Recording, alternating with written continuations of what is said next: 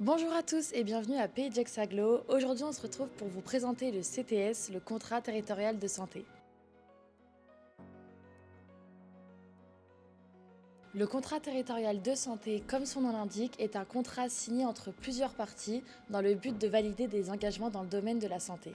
Après d'importantes négociations et en fonction des besoins, ce contrat est signé par l'agglomération, l'agence régionale de santé, le préfet de l'Ain, le département et la région, les représentants des professionnels de santé comme le centre hospitalier Annecy-Genevois ou encore la caisse d'assurance maladie. Son rôle est de fixer pour un nombre défini d'années les objectifs, les priorités et les moyens alloués dans le PayJex afin de proposer des solutions et des réponses concrètes en termes de santé. Le premier CTS a été signé en 2016 et pour une durée de 3 ans.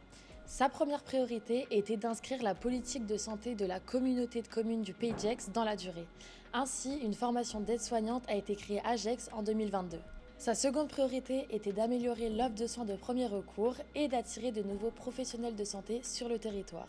Cet axe a donné lieu au CESIM, le centre de soins immédiats qui a ouvert ses portes en 2020. Sa troisième priorité était d'améliorer l'accès aux soins spécialisés.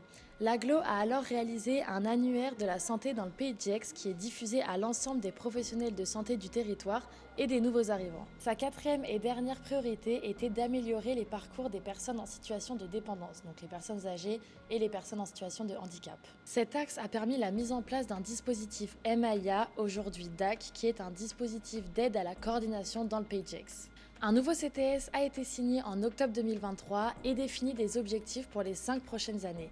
Voici les principaux axes. Améliorer l'attractivité du territoire pour les professionnels de santé paramédicaux, améliorer l'accès aux soins, améliorer les actions de prévention en santé, améliorer la santé des personnes dépendantes et vulnérables et enfin améliorer la santé mentale et lutter contre les conduites addictives.